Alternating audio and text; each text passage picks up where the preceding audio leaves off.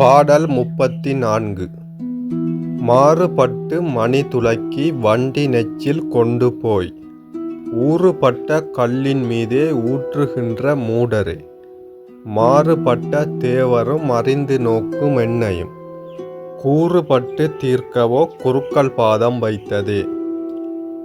இதில் முதலாவது வரிய பாருங்க. மாறுபட்டு மணி துலக்கி வண்டி நெச்சில் கொண்டு போய். மாறுபட்டு மணி துலக்கி என்றால் செம்பு, பித்தளை, வெண்கலம் போன்றவைகளின் கலப்பினால் மாறுபட்டு செய்த ஓசை மணியை ஒலித்து, வண்டி நெச்சில் கொண்டு போய் என்றால் வண்டினுடைய எச்சிலாகிய தேனை கொண்டு போய். இரண்டாவது வரி. முதலாவது வரியில் என்ன கூறுகிறார்கள் என்றால், மாறுபட்ட உலோகங்களினால் செய்யப்பட்ட ஓசை மணியை ஒலித்து வண்டினுடைய எச்சிலாகிய தேனையும் கொண்டு போய். அதனுடைய தொடர்ச்சியை இரண்டாவது வரி. ஊறுபட்ட கல்லின் மீதே ஊற்றுகின்ற மூடரே. ஊறுபட்ட கல் என்றால் உளியினால் பற்பல வகைகளில் உடைத்து செதுக்கப்பட்ட கற்சிலையின் மீது அந்த தேனை ஊற்றி அபிஷேகம் செய்து அதன் உட்பொருளை அறியாத மூடர்களே. மூன்றாவது வரி. மாறுபட்ட தேவரும் அறிந்து நோக்கும் என்னையும்.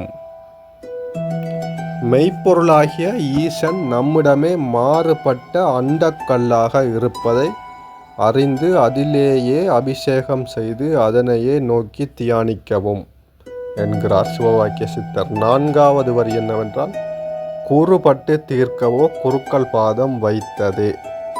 செய்த பாவங்கள் யாவையும் கூறுபட்டு தீர்க்கவும் மெய் குருவின் திருவடிகளை சிந்தையில் வைத்து தவம் செய்யுங்கள் என சிவவாக்கிய சித்தர் கூறுகிறார்.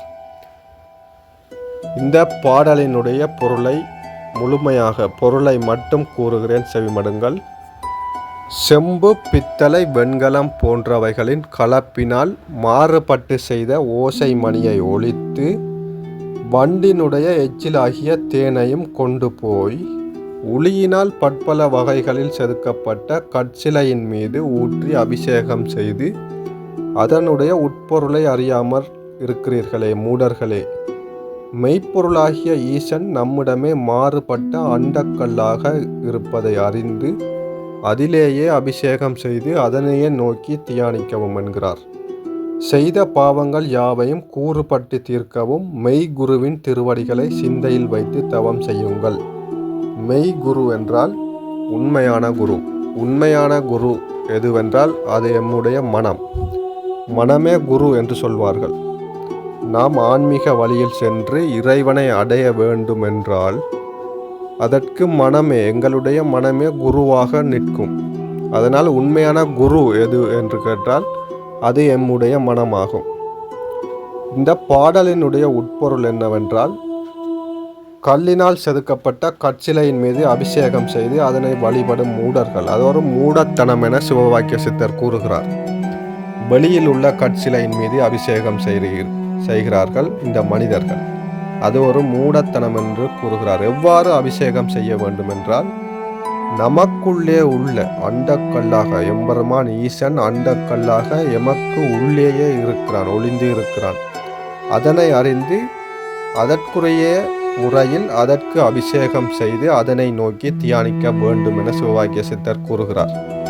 ஒரு கற்சிலையின் மீது பூசை செய்து அபிஷேகம் செய்து உமக்கு கிடைக்கும் பலனை விட வீட்டிலேயே இருந்து எமக்கு உள்ளிருக்கும் அண்டக்கல்லாக இருக்கும் ஈசனை அவனுக்கு அபிஷேகம் செய்து தியானம் செய்து வருவது அதனை விட எத்தனையோ பல்லாயிரக்கணக்கான கோடி மடங்கு பலன் என சிவவாக்கிய சித்தர் கூறுகிறார்.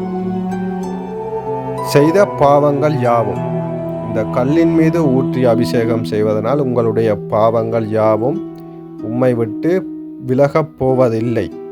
இந்த செய்த பாவங்கள் யாவும் கூறுபட்டு தீர்க்கவும் என்றால் வேரோடு அறுத்து எறிதல். நீங்கள் செய்த பாவங்கள் அனைத்தையும் வேரோடு அறுத்து எறியப்படும். அவ்வாறு அறுத்து எறியப்பட வேண்டும் என்றால் நீங்கள் இந்த கற்சிலையின் மீது அபிஷேகம் செய்யும் மூடத்தனத்தை விட்டு உமக்கு உள்ளேயே உள்ள அண்டக்கல்லாக இருக்கும் எம்பெருமான் ஈசனை அறிந்து அவனுக்கு அபிஷேகம் செய்து அவனை நோக்கி தியானியுங்கள். இவ்வாறு தியானித்தால் செய்த பாவங்கள் யாவும் வேருடன் அறுத்து எறியப்படும். மெய்குருவின் திருவடிகளை சிந்தையில் வைத்து தவம் செய்யுங்கள் என்கிறார். மெய்குரு என்றால் எமது மனம். எமது மனதையே ஒரு குருவாக எண்ணி நல்வழிப்படுத்தி தியானம் செய்து வந்தால் எமது பாவம் நீங்கி ஞானத்தை விரைவில் அடைந்து கொள்ள முடியும் என சிவவாக்கிய சித்தர் உணர்த்துகிறார் இந்த பாடலில். இவ்வாறான அடுத்தடுத்த பாடல்களின் அற்புதமான பொருள்களை அறிந்து கொள்ள விரும்பினால் எமது சேனலை சப்ஸ்கிரைப் செய்து வைத்துக் கொள்ளுங்கள். அடுத்தடுத்த பாடலினுடைய அற்புதமான பொருளை நான் உங்களுக்கு விளக்கி தருகிறேன். நன்றி, வணக்கம்.